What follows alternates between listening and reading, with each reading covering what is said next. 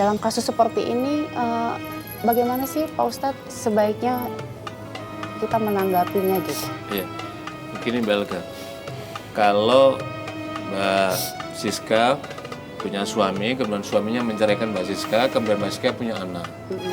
Memang kalau tidak punya anak,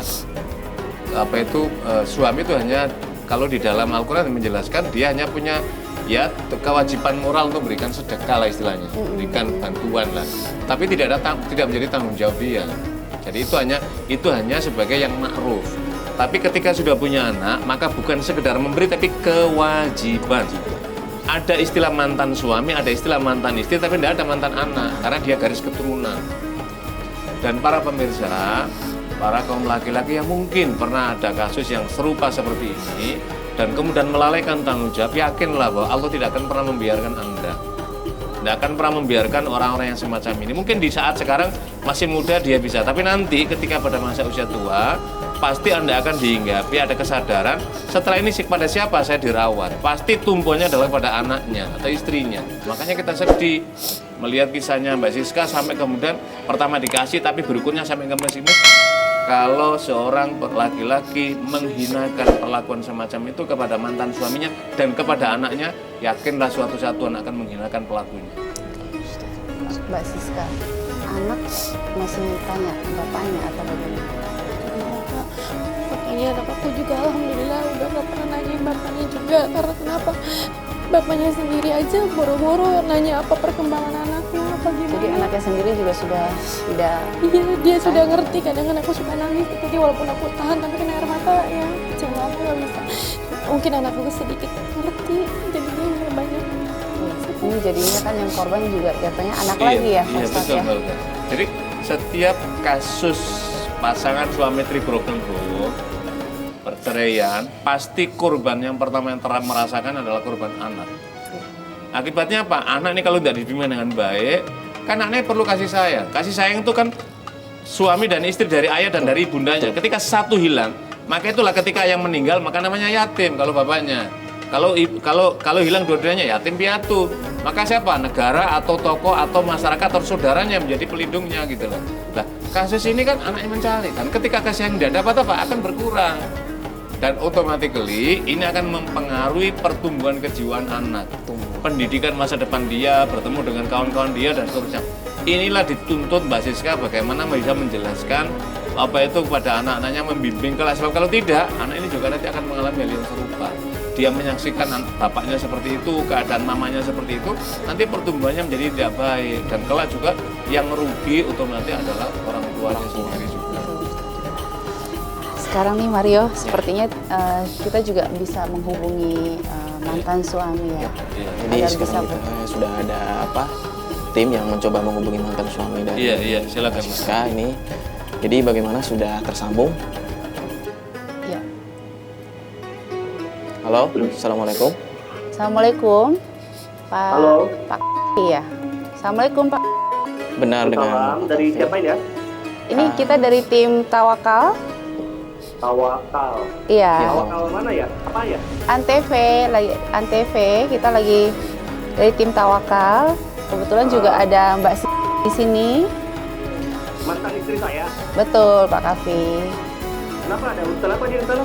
Kita dari tim Tawakal hanya ingin mengklarifikasi. Ini kan kita lagi berbincang-bincang dengan Ibu ya, supaya tidak ada terjadi kesalahpahaman. Kita juga pengen dengar nih bagaimana kalau dari pihak Pak sendiri bercerita kepada tim kami gitu. Jadi gini ya, nih saya kasih tahu ya ke kamu ya, kalau misalkan hubungan kita itu kan udah nggak ada masalah lagi, udah selesai. Saya nggak suka kayak gini.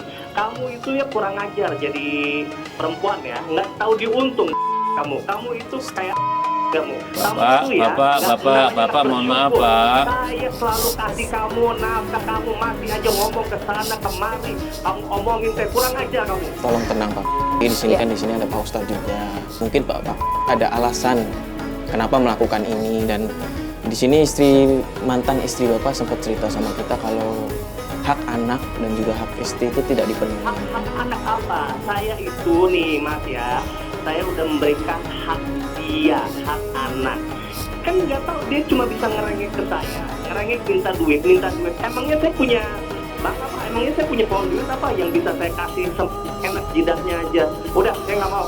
Nih, dengerin. Kalau kamu setelah dari sini, kamu harus temui saya. Awas kalau nggak, saya hajar kamu.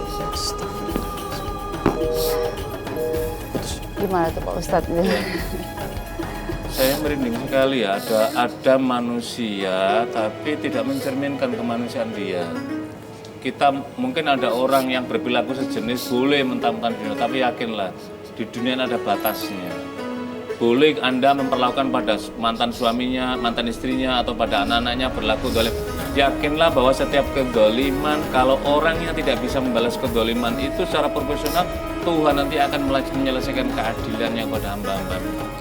Jadi para pemirsa yang dihormati Allah, jangan pernah melakukan kedoliman orang lain. Kalau orang itu tidak memaafkan atas perbuatan dolim yang dilakukan oleh orang itu, nanti Tuhan yang akan membalasnya. Ketika ada suami istri berpisah dan punya anak, jangan difahami anaknya sudah saya kasihkan, berarti sudah selesai. Bukan, masih tetap punya tanggung jawab memberikan nafkah. Ingat, nafkah bukan untuk istrinya, mantan istrinya, tapi nafkah untuk anaknya gitu loh. Bahkan dalam konteks fikih itu apa?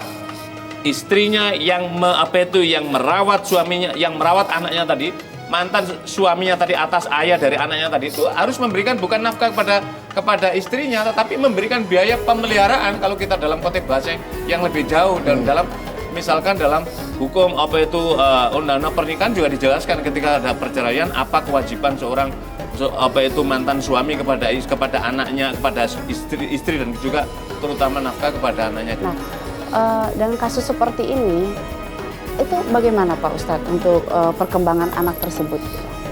Yang pertama, kalau kita lihat dalam tinjauan pendidikan misalkan, anak seperti ini kalau Mbak Siska harus sepandai mungkin bagaimana mengasuh anak ini. Tapi kan ada keterbatasan personal, maka